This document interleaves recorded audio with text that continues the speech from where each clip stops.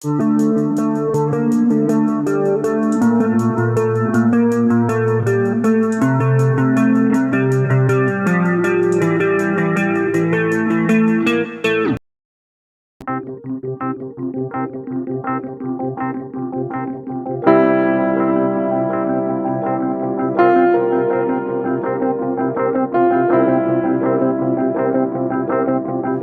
Friends.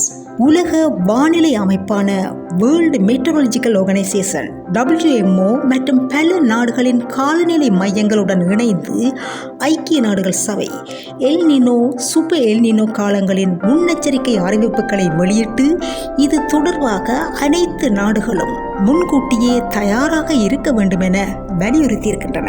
அத்துடன் நாடுகளுக்கிடையிலான போர்கள், கைத்தொழிற்சாலை கழிவுகள், பெட்ரோல் டீசல் வாகனங்களில் இருந்து வெளிவரும் புகைகள் மூலம் உருவாகும் குளோபல் வார்மிங், புவி வெப்பமடைதல் சூப்பர் எல் நினோவின் வீரியத்தை இன்னும் அதிகரிக்கும் எனவும் எச்சரிக்கை விடுக்கப்பட்டுள்ளது. எல் நினோ என்றால் என்ன? அது எங்கே, எவ்வாறு தோன்றுகின்றது? அதன் பாதிப்புகள் எவை? அந்த பாதிப்புகளை எவ்வாறு எதிர்கொள்வது போன்ற அம்சங்களை இந்த வீடியோவில் பார்க்கலாம். பூமியின் மேற்பரப்பில் 71% நீரினால் சூழப்பட்டுள்ளது.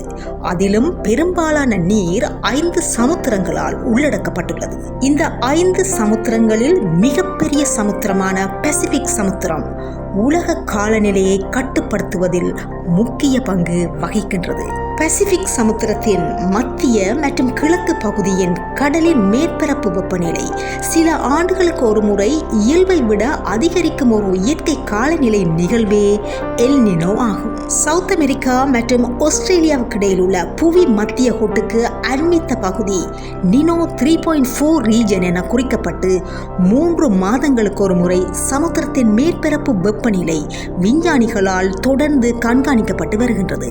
பொதுவாக இந்த பகுதி மத்திய கோட்டுக்கு அண்மையில் அமைந்திருப்பதால் வெப்பநிலை அதிகம் உள்ள பகுதியாகவே காணப்படும். இந்த நினோ 3.4 ரீஜனில் வெப்பநிலை 0.1 டிகிரி, 0.2 டிகிரி, 0.3 டிகிரி, 0.4 டிகிரி என அதிகரிக்கும் போது அது லானினா என குறிக்கப்படுகின்றது. ஸ்பானிஷ் மொழியில் லானினா என்பது ஸ்மால் கேர்ள் என்பதை குறிக்கும். ஆனால் தொடர்ந்து 0.5 டிகிரி அல்லது அதற்கு மேல் வெப்பநிலை உயரும் போது அது எல் நினோ என குறிக்கப்படுகின்றது. ஸ்பானிஷ் மொழியில் ஸ்மால் பாய் என குறிக்கப்படும் இந்த வெப்பநிலையானது பெயர்தான் ஸ்மால் பாய், ஆனால் செய்கிற வேலை மிக பயங்கரமானது. இது படிப்படியாக அதிகரித்து 2 டிகிரி அல்லது அதற்கு மேல் உயரும் போது அந்த வெப்பநிலை சூப்பர் எல் நினோ என குறிக்கப்படுகின்றது. கடல் மேற்பரப்பு வெப்பநிலையில் எந்த மாற்றமும் ஏற்படாத போது அது நியூட்ரல் என குறிக்கப்படுகின்றது.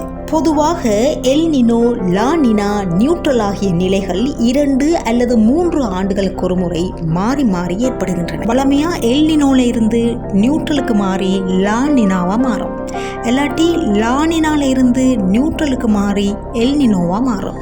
இம்முறை நினோ 3.4 ரீஜனில் கடந்த 2025ஆம் ஆண்டின் செப்டம்பர் காலப்பகுதியில் லானினாவாக இருந்து நியூட்ரலுக்கு வராமல் எல் நினோவாக கொஞ்சம் கொஞ்சமாக வளர்ந்து முழுசா சந்திரமுகியாக மாறி சூப்பர் எல் நினோவாக மாறக்கூடிய வாய்ப்பு உள்ளதாக எச்சரிக்கை விடுக்கப்பட்டிருக்கின்றது.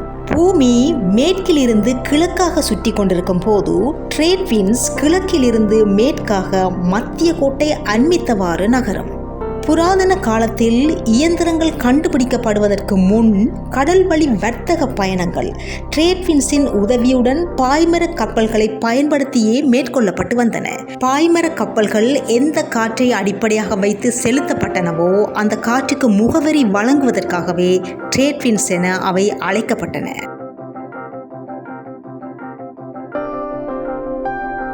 எல் நினோ, லானினா, நியூட்ரல் கூடி குறைகிறதுல ட்ரேட் விண்ட்ஸ் எப்படி தாக்கம் செலுத்துது என பார்த்தா எல் நினோ லானினாக்கு முன் நியூட்ரல் எடுத்து பார்ப்பாங்க.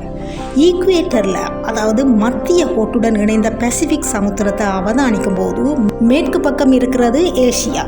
இந்தியாவில் என்ன நடக்குமோ அதுதான் ஆஸ்திரேலியா, இந்தியா, ஸ்ரீலங்கா போன்ற நாடுகள் அனுபவிக்கும். கிழக்கு பக்கம் இருக்கிறது சவுத் அமெரிக்கா.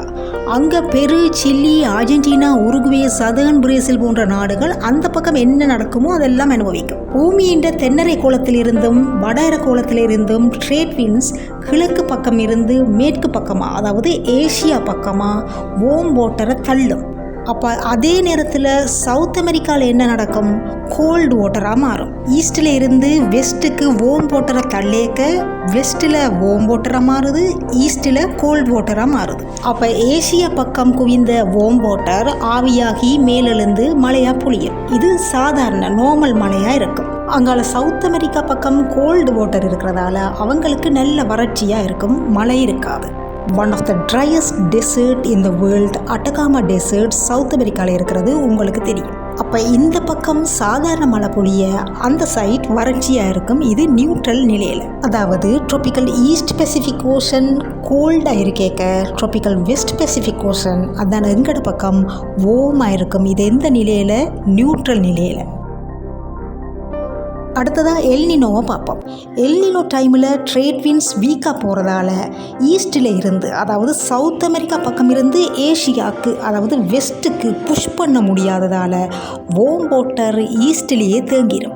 அந்த நேரம் ஏஷியா டைமில் கோல்டு வாட்டராக மாற சவுத் அமெரிக்கா பக்கம் வார்ம் வாட்டராக மாறிடும். ஏஷியா பக்கம் கோல்டு வாட்டராக மாறினா என்ன நடக்கும்?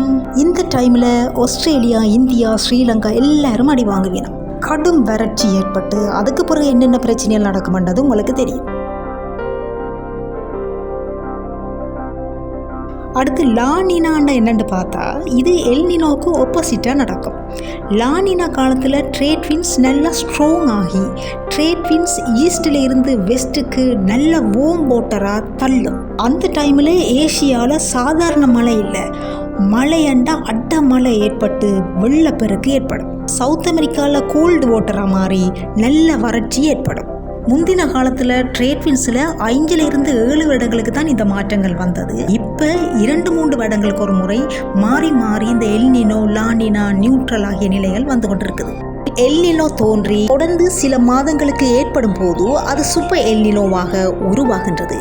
இதனால் சில நாடுகளில் கடும் வறட்சியும் இன்னும் சில நாடுகளில் அதிக மழை மற்றும் வெள்ளப்பெருக்கு போன்ற அனர்த்தங்கள் ஏற்பட விவசாயம் பாதிப்படைந்து உணவு தட்டுப்பாடு, விலையேற்றம், நீர் பற்றாக்குறை, மீன் வளங்கள் குறைவடைவது, வெப்ப அலைகள் மூலம் காட்டுத்தீ அபாயம் போன்ற பிரச்சனைகள் உருவாகின்றன.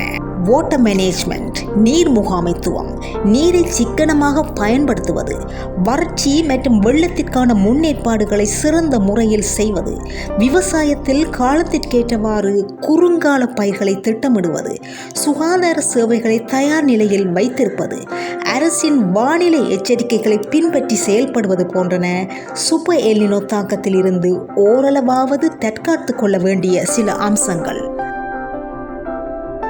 வாட்டர் மேனேஜ்மெண்ட் எனும் போதுதான் ஞாபகம் வருது இந்தியாவிலிருந்து இலங்கை வந்து குடியேறிய பாண்டிய இளவரசனின் பேரனான இலங்கையின் பொலனறுவை இராச்சியத்தை கிறிஸ்துக்கு பின் 1153 1186 வரை ஆட்சி செய்த முதலாம் பராக்கிரமபாகு மன்னன்.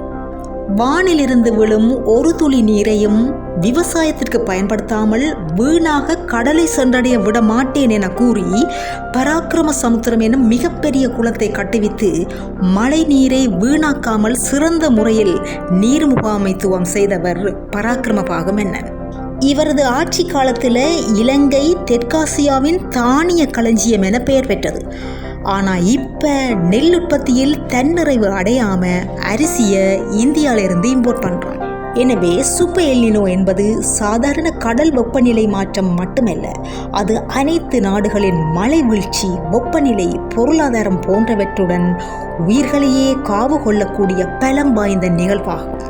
அதனால் வானிலை எதிர்வு கூறல்களை கவனித்து முன்னெச்சரிக்கையுடன் செயல்படுவது அவசியம். பட்டர்ஃப்ளை எஃபெக்ட் போல் பிரச்சனை சிறிதாக இருக்கும்போது கவனம் எடுக்காது விட்டால் காலப்போக்கில் ஒட்டுமொத்த உலகமும் மிகப்பெரிய கணிக்க முடியாத விளைவுகளை எதிர்நோக்க வேண்டி வரலாம்.